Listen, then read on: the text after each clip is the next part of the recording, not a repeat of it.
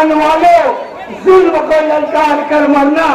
कभी जब भेड़ियों का झुंड तुमको घेर ही ले, अगर मरना पड़े तो 4-6 को मार कर मरना।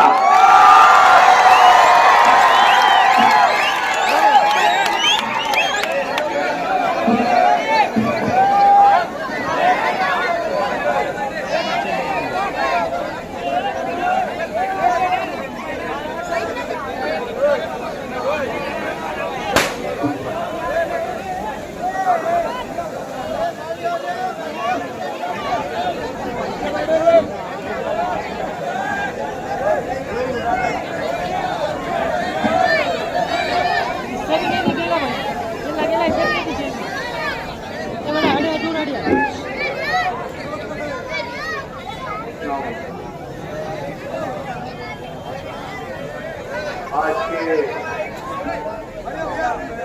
जलसे के सदर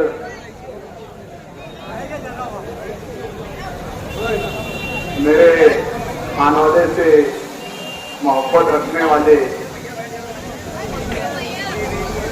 स्टेज से तशरीफ फरमा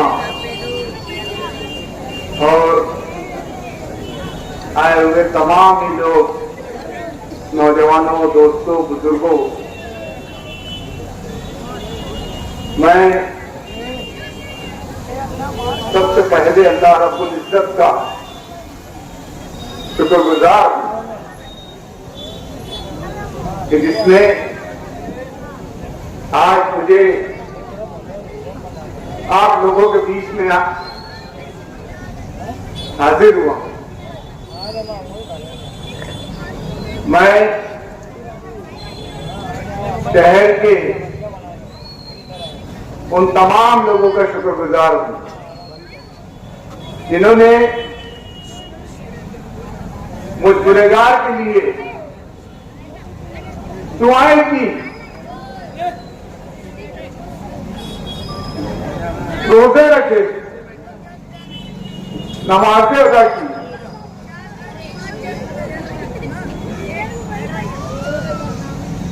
कई यतीम खानों से लोग मुझसे मिलने आए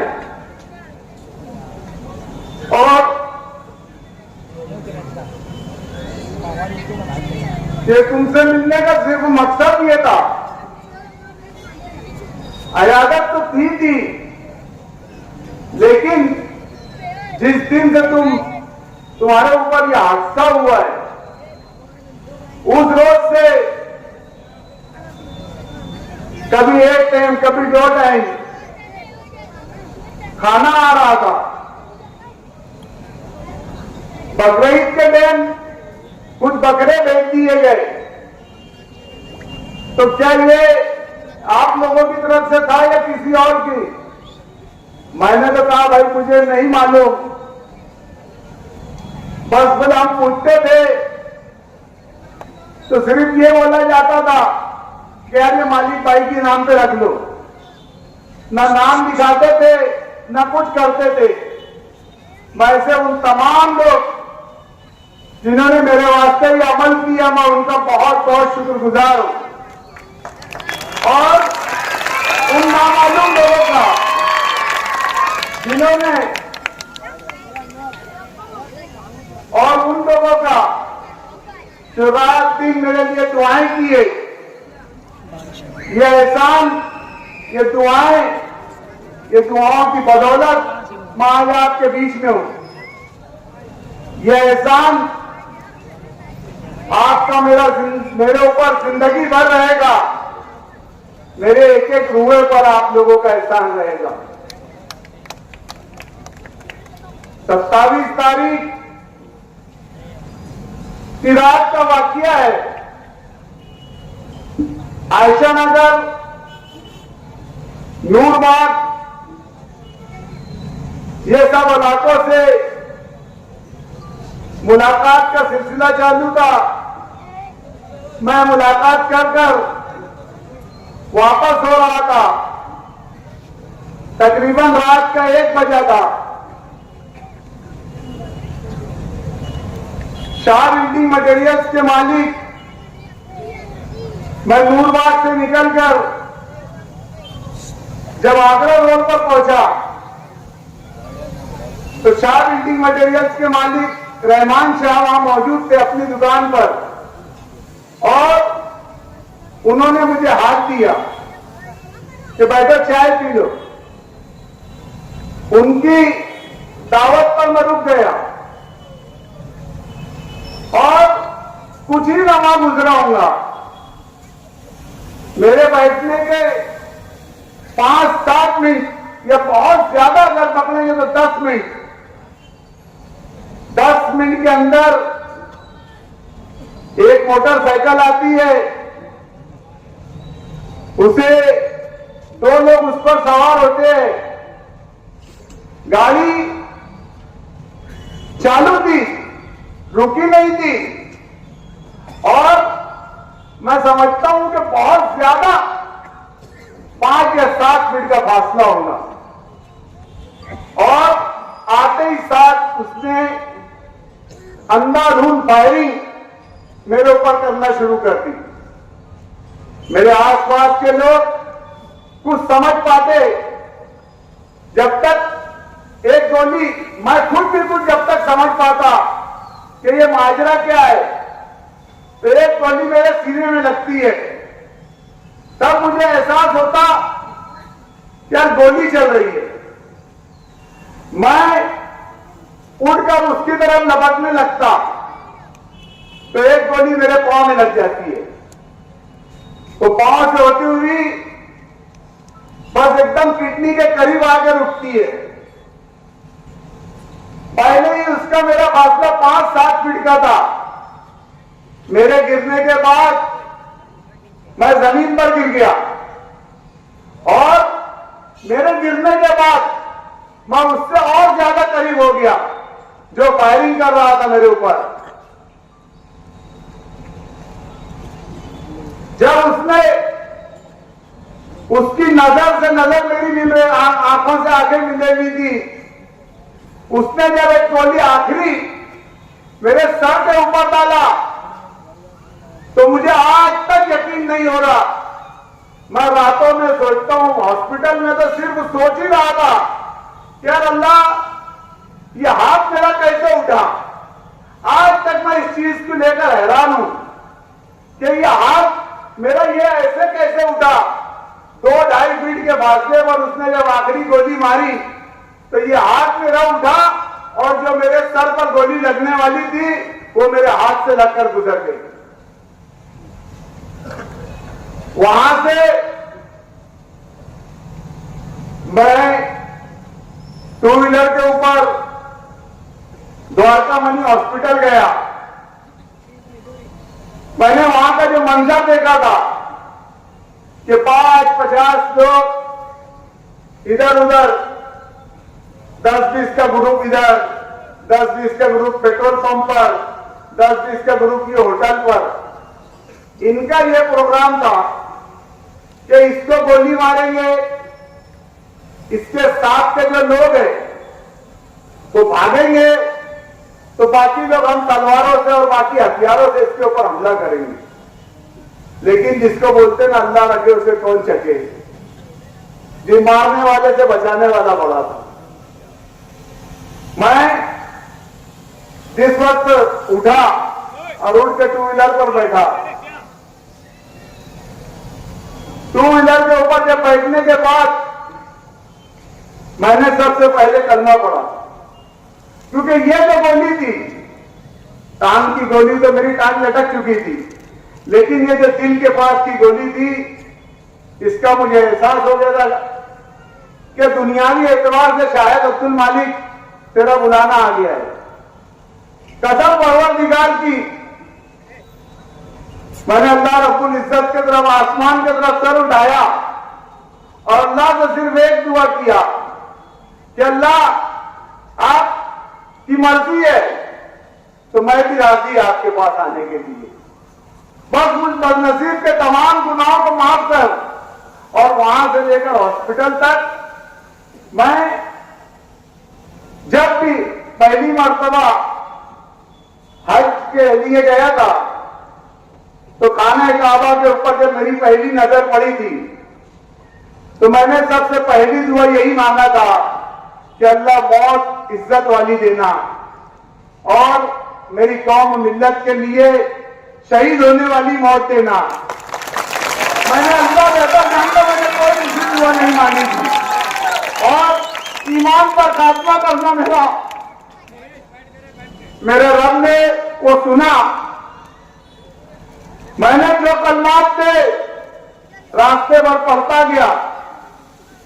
मैं ये बता नहीं सकता कि यार किसी को कोई ऐसा शख्स होगा तजुर्बेकार जिसको गोली लगी होगी, लेकिन उसका जो दर्द था, एक गरम सलाई होती है ना, लाल कर दी जाती है जिसे लाल, ऐसा लग रहा था किसी ने इसे दिल के पास घुसा दिया है। इतनी जलन और इतनी तकलीफ थी, लेकिन मैंने जैसे ही ये दुआ मांगी कि अल्लाह आप जिसमें राजी मैं उसमें राजी, यकीन मानो वो दर्द ऐसा हुआ जैसे कहां गया पता ही नहीं चला। और फिर मैंने देखा कि मेरे अपने लोग बड़े घबराए हुए हैं, टेंशन में है। मेरे बच्चे, मेरे भाई, मेरे भतीजे, मेरे भांजे, मेरे शहर के लोग। तो अल्लाह ने मुझे हिम्मत दी और मैंने ये उनसे ये कहा कि अल्लाह बहुत बड़ा है, आप फिक्र मत करो। ये सिर्फ उस वक्त ये हिम्मत देने का, इतनी तकलीफ में हिम्मत देने का मकसद सिर्फ ये था कि जो लोगों ने ये हरकत की है, कहीं मेरे शहर के नौजवान गुस्से में आकर कुछ गलत कदम ना उठा ले। तो मैंने बजाय उनको ये जाहिर किया कि अल्हम्दुलिल्लाह मैं बहुत अच्छा हूं।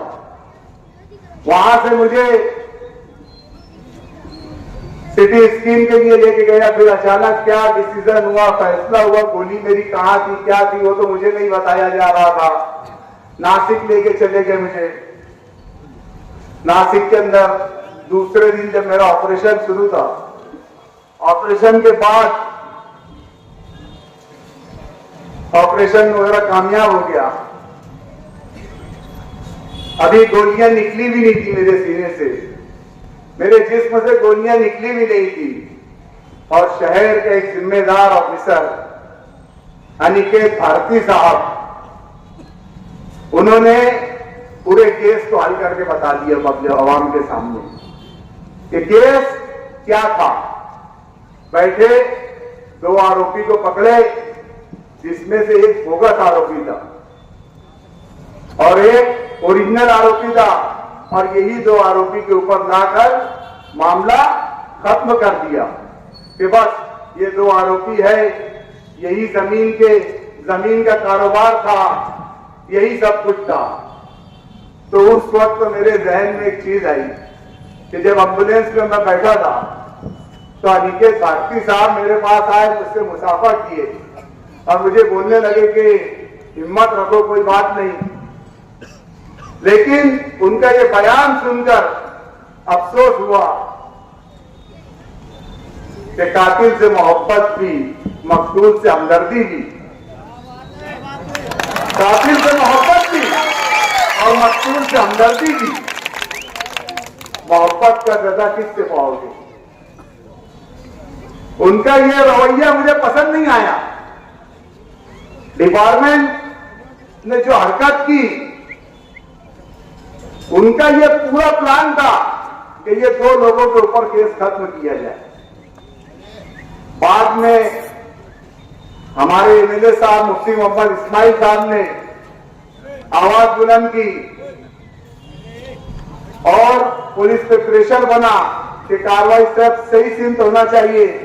हमारे लीडर असदुद्दीन अवैसी साहब और शहर के तमाम जिम्मेदारान, एजाज शेख साहब, यूसुफ इलियास साहब और तमाम शहर के बहुत सारे जिम्मेदारान ने जब ये चीज पुलिस के सामने रखी तो पुलिस की कार्रवाई सही सिमत आना शुरू की। मुफ्ती साहब ने ऐवान के अंदर आवाज उठाई, अच्छी बात है। मुफ्ती साहब आपका बहुत बहुत शुक्रगुजार हूं मैं भी कि आपने ऐवान में आवाज उठाई, लेकिन यह आवाज सिर्फ आपने इसलिए नहीं उठाना था कि ये गोली अब्दुल मालिक पे चली है। मुफ्ती साहब, मैं कोई तनकीद नहीं कर रहा हूं, आप मेरे एमएलए हो, मेरी पार्टी के एमएलए हो। सिर्फ इतना ही बोलना चाहूंगा कि साहब जो किया तुमने बहुत अच्छा किया, लेकिन अब मैं उम्मीद करता हूं कि शहर के किसी भी एक आम आदमी के ऊपर भी अगर कुछ जरा सी खराब आएगी तो आप इसी तरीके से आवाज उठाएंगे।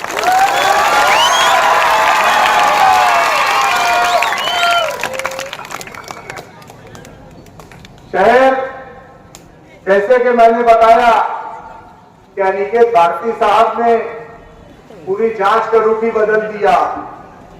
दरअसल ये कोई जमीन और जायदाद का झगड़ा नहीं था। ये झगड़ा जो सैलानी चौक के अंदर मैंने ये बात कही थी कि शहर के अंदर हिंदी का नशा बहुत ज्यादा हो रहा है, हमारी नस्लें तबाह हो रही है, हमारी नस्लों को तबाह किया जा रहा है प्री प्लानिंग के तहत। जिस तरीके से बॉम्बे में, मुंब्रा में, भिवंडी में अब ये बीमारी शहर के अंदर आई है, तो मैंने उस वक्त कहा था पुलिस ऑफिसर को कि आप लोग इस चीज पर ध्यान दें, आप लोग इस चीज पर ध्यान दें, वरना हम कार्रवाई करेंगे, हम आप लोगों के नाम की कंप्लेंट करेंगे। और मैंने दबे कुछ अल्फाज में या साफ साफ अल्फाज में कहा था कि एक सियासी घराना है जो ये नशे का धंधा शहर के अंदर बहुत बड़े पैमाने पर करवा रहा है और शहर को नशे का आदी बनवा रहा है। शहर के बच्चों को, नवी नस्लों को नशा करवाकर जुर्म करवा रहा है। तो ये बात कहीं ना कहीं उन हरामखोरों को जाकर लगी जो ये बात कहते हैं कि फला जगह नेपाल में क्या बोलते कसीनो पसीनो, ये वो इतना शरीफ बन रहा जैसे अपनी काबल से आया है। जिनकी पैदाइश, जिनकी बुनियाद हरामखोरी से हुई है, वो ऐसी बात कर रहे हैं। एसपी साहब के बयान से मैं उसी वक्त समझ गया कि बुस्तिलों के अंदर हिम्मत इतनी कहां से आ गई। नहीं तो झगड़ा तो 1992-94 का चल रहा था ना। इनके अंदर, ये बुस्तिलों के अंदर अबे गोली अब्दुल मालिक को लगी, 40-40 पुलिस आसिफ शेख रशीद के घर पे बैठ गए। पुलिस वाह, डॉक्टर खालिद ने हत्या घूम रहा, अब्दुल माजिद परेशान हाल घूम रहा, तुमको कोई फिक्र नहीं, मैं मरा पड़ा हूं, मुझे नासिक ले जाया जा रहा है। डॉक्टर खालिद ने बोला क्या कम से कम उसका बंदोबस्त दो, ये हमें बंदोबस्त नहीं दिए, इन्होंने कहा बंदोबस्त दिए, वो आसिफ शेख रशीद के घर पर, वो खलील के घर पर, वो अकील के घर पर। तो मुझे बताइए कि ये माजरा क्या है। और कार्रवाई के नाम पर 2-4 दिन तुमने शहर में बहुत डंडे बरसाए, गरीब आवाम को तकलीफ दी, पान दुकान वालों को मारा जा रहा, होटल वालों को मारा जा रहा, शहर बंद कराया जा रहा, और आरोपी मजे से घूम रहे। अरे तुमने तो इतने खबरी फैलाने की तो जरूरत ही नहीं थी, एक ही खबरी मिल गया गांव में, तो इतना बड़ा खबरी तुमको मिल गया। वो बोलता है कि पुलिस से पहले मुझे सब मालूम पड़ता है, यानी इसका मतलब अल्ताफ टकलिया का मर्डर भी तुझे मालूम है। इसका मतलब आरिफ कुरैशी का मर्डर भी तुझे मालूम है। इसका मतलब सिराज भैवा का मर्डर भी तुझे मालूम है। इसका मतलब सभी एंटी करप्शन में हमला करने वाले भी तुझे मालूम है। इसका मतलब रिजवान सर पर हमला करने वाले भी तुझे मालूम है। इसका मतलब इसराइल इस्लू में हमला करने वाले भी तुझे मालूम है। इसका मतलब एजाज बेग पर हमला करने वाले भी तुझे मालूम है।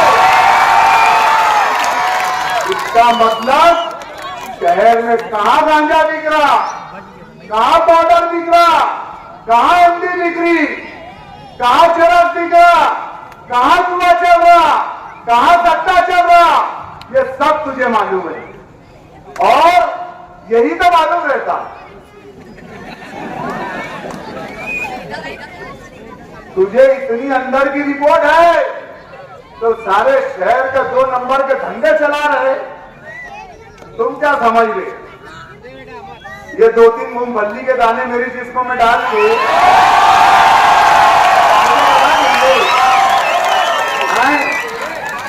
मुझे डराएंगे? अबे यूनुस ईसा खानदान के अंदर जुल्म के खिलाफ और डर नाम की डिक्शनरी में चीज ही नहीं है। हमको डरा रहे ये 2-4 मूंगफली के दाने। अबे हमारा ईमान है, अबे लिखी है मरेंगे, तेरे जैसे 20-20, 25-25 लेके नहीं घूम रहा। आज बोल रहा मैं, अभी सिर्फ पैर नहीं टिक रही, हिम्मत टिकेगी है, पैर नहीं टिक रहे, कुछ दिन में वो भी टिकेंगे इंशाअल्लाह। ये मत समझना कि मैं डर के दबक के बैठ जाऊंगा।